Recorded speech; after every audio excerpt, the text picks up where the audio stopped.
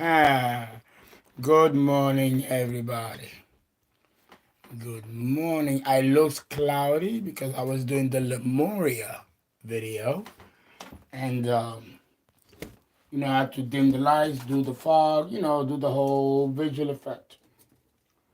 Um, Here we go. Let's do that.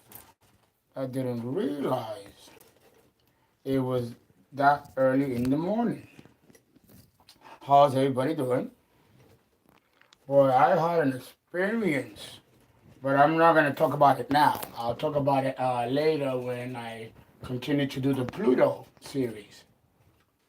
All right. Let's see. Let us bring the camera up. Today we are going to do a quarterly reading. It is timeless, ageless, any sign of the zodiac qualifies. Again, just like the love and relationships and the jobs and careers, uh, friends, the soul tribe, and your neighbors make part of your community. So we are going to do a reading for the collective concerning the friends. Why is this important? Why do friends and soul tribe? Well, because 9 times out of 10, the person that you're going to meet and make a connection with might come from a social environment. Your soul tribe is your community, but it's also your social environment. They say that it's better to be with someone that's more like mind, like kind, than the opposite. Plus, if you make associations and networks through your soul tribe, then the likelihood of you connecting up with a karmic is less likely. When you date outside of your soul tribe, that's when it's most likely that you might attract a karmic. Keep that in mind. So we got all the decks out. We are going to begin by using the astrology deck. I got 2 sets of astrology decks, and what we're going to do is that we're going to break it into 4 quadrants. Okay, the top right, the top left, bottom right, bottom left. Let me make this a little higher because it might be too low. All right, there we go. Okay, there we go. I got to do, I got a couple of you that I got the readings for. Everyone is fine. I check everybody. Some of you need some occult courses on the house as a gift and for your patients. Okay, so we're going to put it here. The first part is the community. Now, in astrology, the soul tribe is correlated to the 11th house, the planet Uranus, and the sign of Aquarius. So the 11th house is your soul group or your soul tribe. But if you are someone that has karma and are considered a karmic, then the 11th house becomes the karmic group. Okay. But then you also have individuality.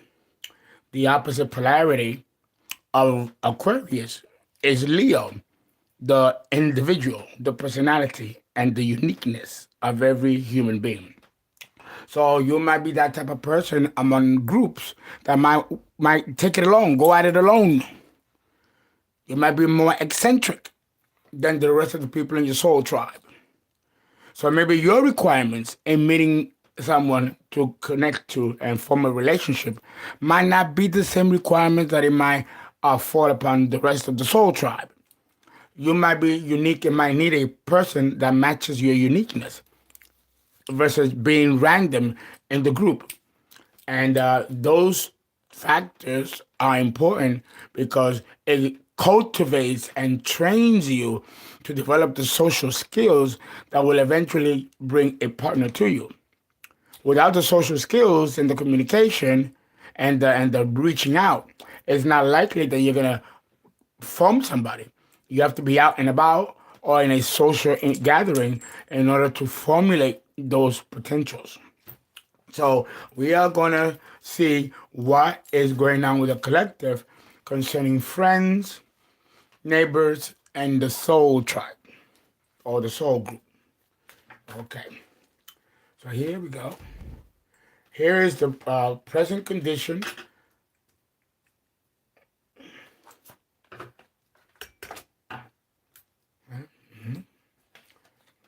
I'll go this way. Okay. All right. This is the present condition. At the bottom, like a T at the bottom, will be psychological. Can you see? But can you see the cards? I don't even see them. Oh, I had it too high. Okay. Let me tilt the camera.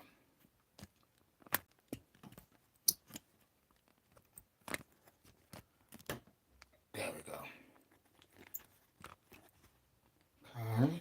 And then maybe lower it down.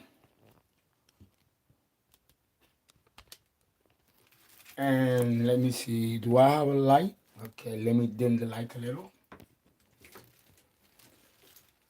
So that ball of light is not smack in the middle there. That'll do a little better. Just a little better. Thank you guys for your patience. Okay, so we're gonna have 4 cards, which represents the current condition. The bottom going across will be the psychological conditioning and pattern from your schooling, your socialization, the upbringing from your parents, because they have friends. So how do they handle their friends? That might give you a clue as to how you handle yours. Hey. And then one card in the middle. What is the obstacle that is common to the soul group or the soul tribe that you must work on collectively? And then the last 4 on the top, my candle went out. Okay. Let's see, it's that. I don't think, oh, here we go. 1 second. Yeah, it's a blessed reading, so I always got to make sure that the candle is always lit. Because, you know, that demon was out and about. You know, they always come at the witching hour.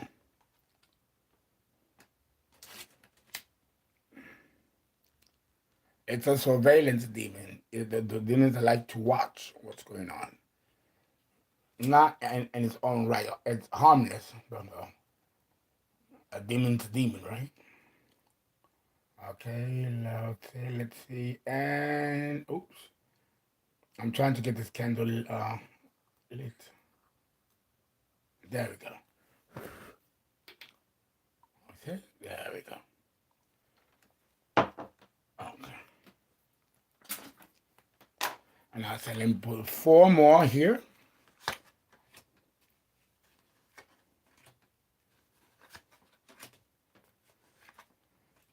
The outcome.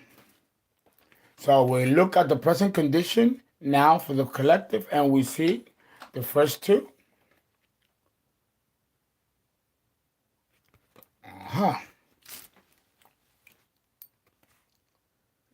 So we have here Capricorn. Capricorn and Aries. 2 cardinals. 2 very ambitious signs.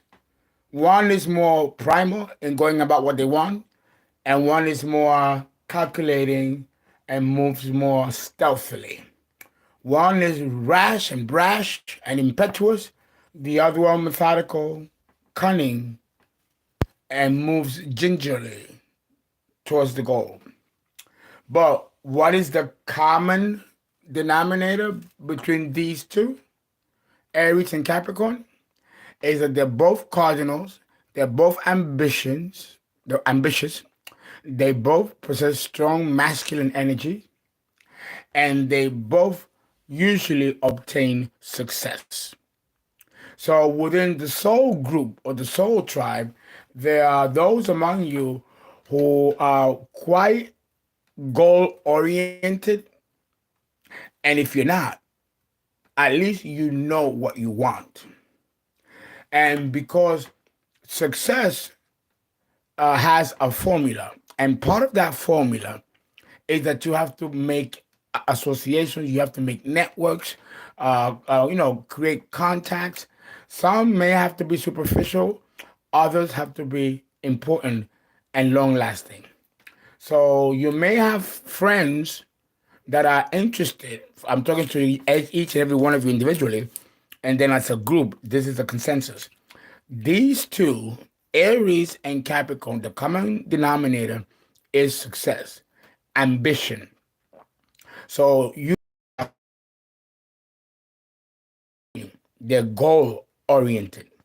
If you find yourself having friends like this, that's a good thing. They can become your collateral in the future, or you could become an investment for them, or vice versa. And this is the whole purpose of brotherhoods and secret societies and clubs and fraternities and sororities. The basic premise as to how these groups were formed is to create a brotherhood. The alumni of a university or college also serve the same purpose. It is to have a bunch of graduates, they graduate, they're professionals, and they can help one another in finding jobs. The Masons do this. They hire other Masons. This can create a resource down the road. If there's unemployment and there are no jobs, you can call up fraternity brother. You guys were in the same fraternity. He has power or is tied up with connections that can help you. So those types of skills begin in the socialization process of the schooling process, which occurs in kindergarten or preschool, the whole nine, all the way up to college. So it also lets me know that you have people here that are very intelligent, educated, and informed.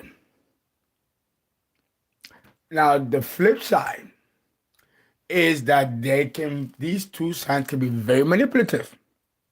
And the fact that they are on top of the upper right side of the quadrant, it's a square, it's on the upper right. Because it's on the upper right, that means that it is the most immature. So they're going to probably be showing their shadow side. And as they get older, they learn to integrate that into their being, into their personalities. Okay? So these are young. And when you're young, you could be reckless. Here in the middle, we have those who are more experienced. If let's say this group is 20-year-old, then the second group is 25, and the third group is 30 and beyond. Okay? So the second group, because we look at them in pairs, here you have, let's see, the South Node and let me see this. Oh, let's see. And I didn't get up to get my glasses. What is this? What planet is this? Pluto. Wow. The South Node and Pluto. So many of your friends may be repeating past life behaviors. The South Node is what went on before. The North Node is where you need to go now. Pluto, well, you see my videos, right? Pluto conjunct the South Node means that you are repeating the same patterns which are destructive, hence Pluto, in the current life. You are doing this unconsciously. Some of you may remember your past lives, but not connected to what's happening now. And many of you don't know your past lives, but have a hint that there is a pattern repeating itself that you felt before. This is the intensity of a past life situation in which it seems like you are not learning at the moment or becoming aware that you are repeating a karmic cycle from other lifetimes. It's those of you who have this South Node Pluto conjunction that are probably going to be rather problematic or appear problematic, sporadic, the rebel or the misunderstood, the confused. And that could be the bulimic, the anorexia, people with social problems. Okay, teenagers that are dealing with unwanted pregnancy, STDs. They are behind in awareness, while everyone around them seems to be more hip and more current. These people might feel more slowed or backwards or feel behind, or they might need to make an extra effort to come across as normal or as hip or in the know or in the crowd. They seem to need to make more adjustments in their own personalities. There's a problem integrating certain aspects of this own self within them. And they might project that onto those around them. And these are the types that are candidates for creating karmic situations. So we have this group here. Okay? So some of you might have, out of 10 friends, 2 might be karmics, and they may be bringing patterns that they have not yet learned to integrate. Okay, but Pluto is successful, so one part will be successful and determined whether by honest effort or through criminality. And the South Node person can either stay in a state of catatonia and a routine that's pretty much the same that was lived in the prior lifetime. Now, the bottom part represents much older, 30 or and up.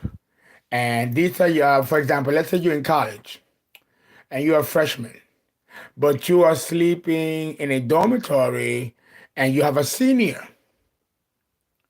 Well, the senior will be the middle. He's the freshman. So he's the top. And then you have another person coming to the dorm room and he already graduated his master's, his postgraduate. So he's an alumnus. So he's just ordering courses but happens to stay at the dorm.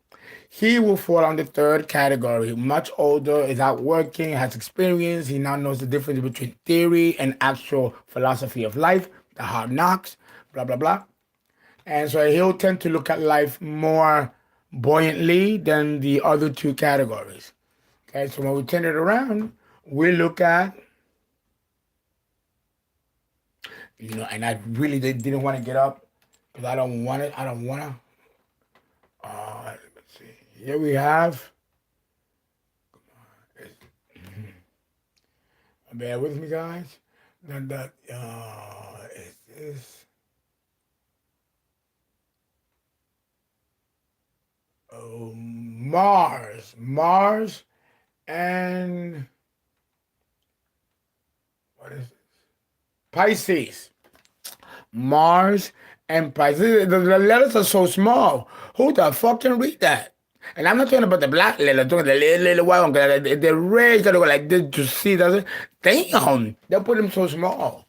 It's early in the morning, guys. So we got Pisces and Mars. Mars in Pisces is a very passive-aggressive signature. Martin Luther King had Mars in Pisces, Mars in the 12th house. And when Martin Luther King went marching in the streets of Birmingham and doing his famous marches, it was resistance with non-violence. As people were being watered down by the police, hosed down, violent, they got up and kept on walking, following his example. He fought a war against racism without bearing arms. He did it passively. Jimmy Carter is another one with Mars in Pisces or Mars in the 12th house, which is the same thing. And when the Iran, hostage situation that took place in 1979, he was called to make a decision. I won't go into it. I personally like Jimmy Carter, but Mars in Pisces is a double-edged sword. These are the ones within your friendship group tribe that act like sheep.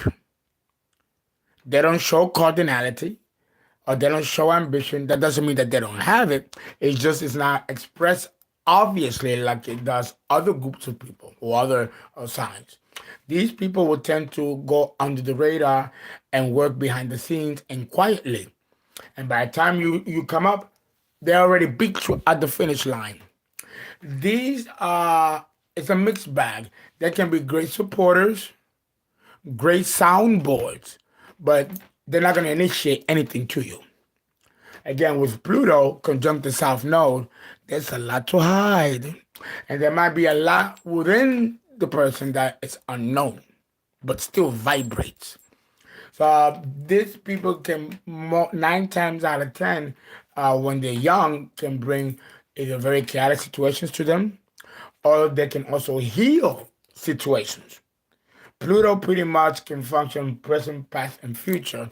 If the person is not probably the person when they're younger, then nobody has it together when they're young. I don't care what they say. I think you have to evolve and graduate towards maturity.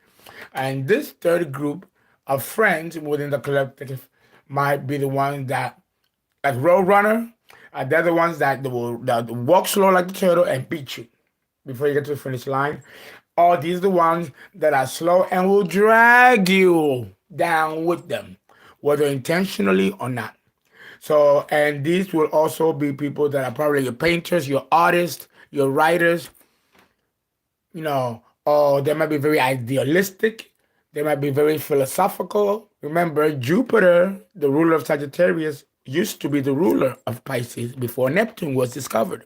So you're going to see some idealism in Pisces. And with Mars there, it will be expressed in a very passive, aggressive way, but making results. Maybe the talent and gifts of these friends may not be noticeable now. Maybe it'll happen when they do great work and they die and it becomes posthumously their works, or they're much older and then you get to see the recognition. You get to see who they really are when they finally bloom. This third group or third category may blossom later. The late bloomers. This is where it may fall, especially when we're dealing with the South Node and Pisces. Now, what is the commonality between these three groups? What makes these three groups? What connects them? What puts them together? What is the similarity of these three pairings? Well, we look here at the center of the card. We turn it around, and whatever is in this card that represents each pairing also is in you. And this is what you, as a friend, are or you have become, or this is what you attract in a friend, is this here middle center card. And it says, let's read it together. Well, who am I kidding? Who is that? This is the second house. The second house of self-worth and self-esteem, which belongs to the sign of Taurus, ruled by Venus. So, isn't it interesting? Here we got Aries and Capricorn. And I told you, they're going to make money. They're cardinals, so they're going to make money. So if they're confident and sure of themselves, which is what the second house suggests, then they're going to be among the more solvent. The second group is also good. The second group is what did I say it was? Let's take a look at it again. Pluto. And if I can see here, I think I have too close. That's not it. Nope.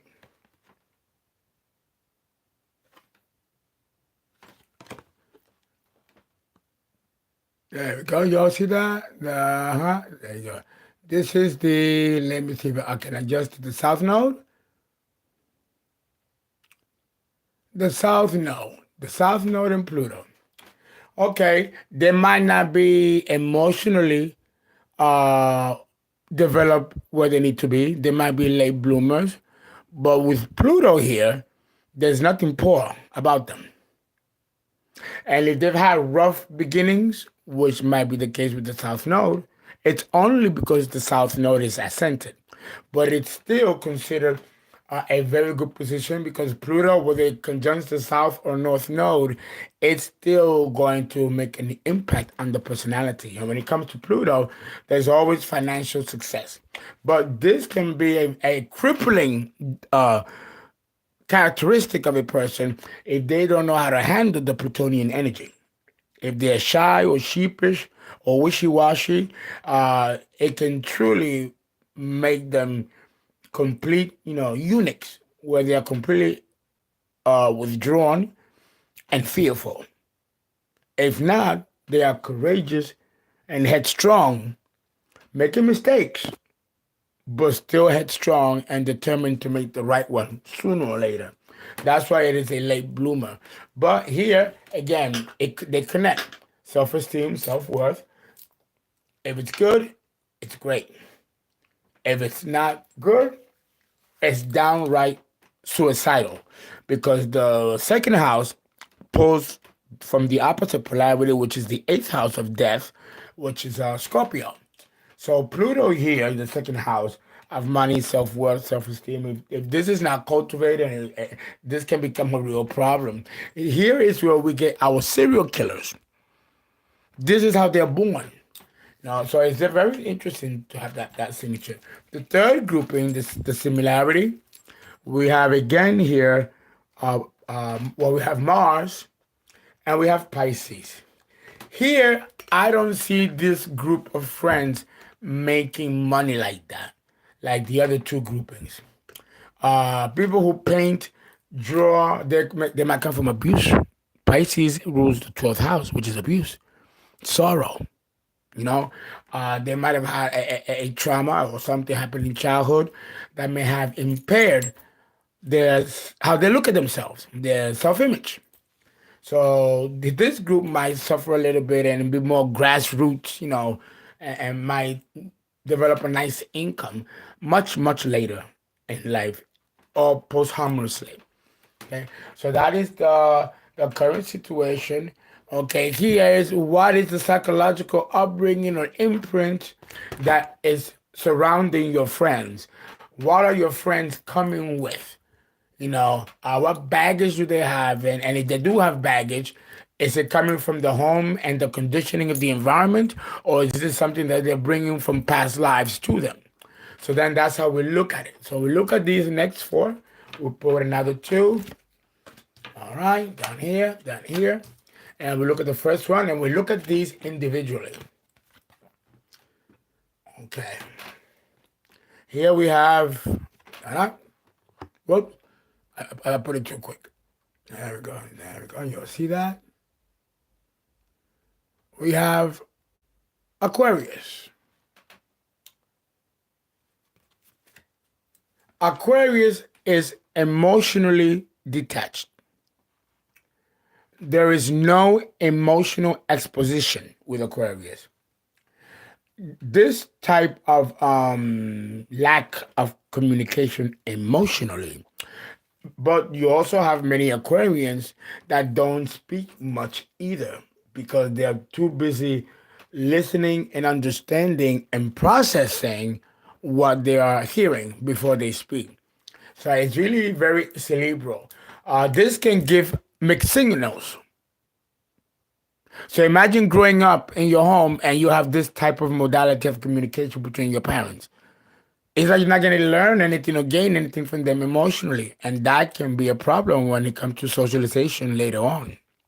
Okay, so Aquarius is a very detached energy, but it's actually quite suitable for a homogeneity of different types of groupings, where you don't connect emotionally, so you can easily detach and go to another group and absorb knowledge and information, and so forth and so forth. So this is very in keeping. But if you have a couple of people in your friendship or grouping or tribe that are cerebral and emotionally unavailable or non-expository, then you're going to encounter an aloof, indifferent, and almost quixotic behavior in certain friends that are in your circle that vibrate with this Aquarian energy. And that means that they've learned to detach emotionally quite early from their environment, and they're bringing that into their personal relationships. the second card, which deals with the second grouping. So we'll put the first grouping here, and then we will do the second grouping. The second card correlates to, show me, Spirit. Oh, okay, I can see here is it is the fourth house. Look at that. We're talking about the psychological upbringing in the parents. Here's the fourth house, a Cancer, the psychological upbringing in the parents. We'll put it in the reverse, and it gives us an insight as to what went on in the home. For many of you in the collective, you have, let's see, this is not the, hold on one second, let me double check this figure. I see, this is the North Node. The North Node. When you find the North Node conjunct a sign, that means that the level of modality, whether it's lack of communication, lack of emotional exposition, lack of integration and follow through, or being rebellious, if the North Node is in Aquarius, then 9 times out of 10, those very same traits have to be developed within the collective, within certain groups. Why? That person might be learning to be a scientist or a surgeon, and they need to be emotionally in control or disconnected so they can focus on the surgery. That's an example where if there's too much emotion and too much histrionics, that might not lend for enough discipline to learn something as difficult and as challenging as neuroscience, and the technology, and something that requires linear learning and less emotion. So the North Node here means that some of you people are techies or tech people and find emotional gratification or emotional exposition by playing with your computers all day and with gadgets and making apps, and like in Caltech, and everybody playing with their machines or breaking down computers, and that's like the exceller for some people. So this is where these people find their joy and their emotional contentment, is through a sense of detachment that doesn't require of them any kind of obligatory inclusion or participation emotionally. So that's the second grouping. The third card we select,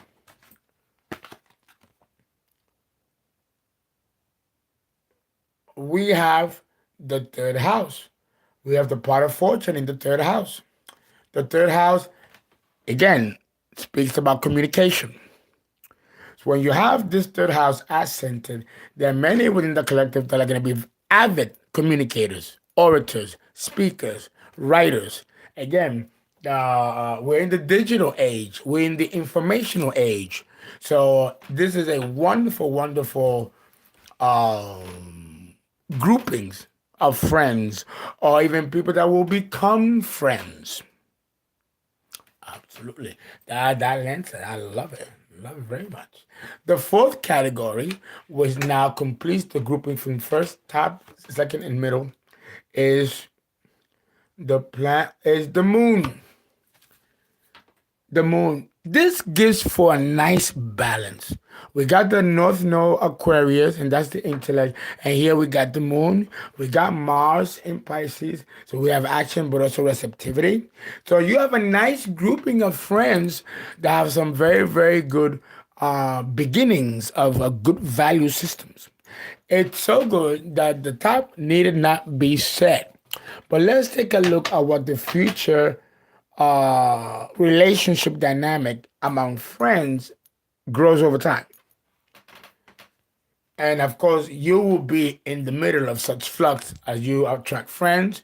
Some go, some leave, some grow, some don't grow. Here we have the fifth house, which is creativity and Leo, fixed.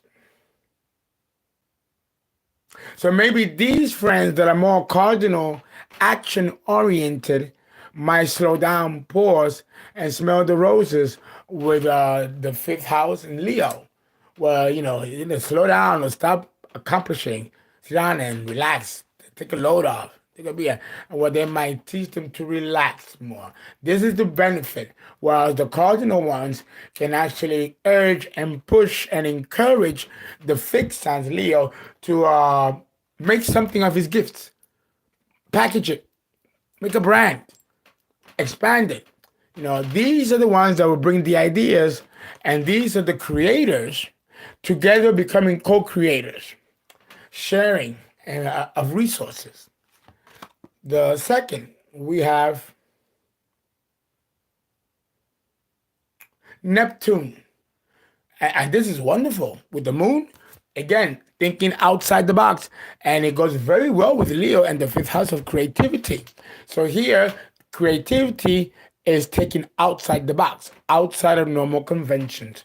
This might pose a problem for the Capricorn, Aries types and the Pluto South Node types, where they might tend to see an opportunity and try to parcel it and tell them how to do it, when to do it, and to tell it, and might take away the joy of creating that Leo and the fixity nature often enjoys. This is the potential of a clash that could occur, but it's also the same potential that can bring them together. Okay? The third grouping or category of your friends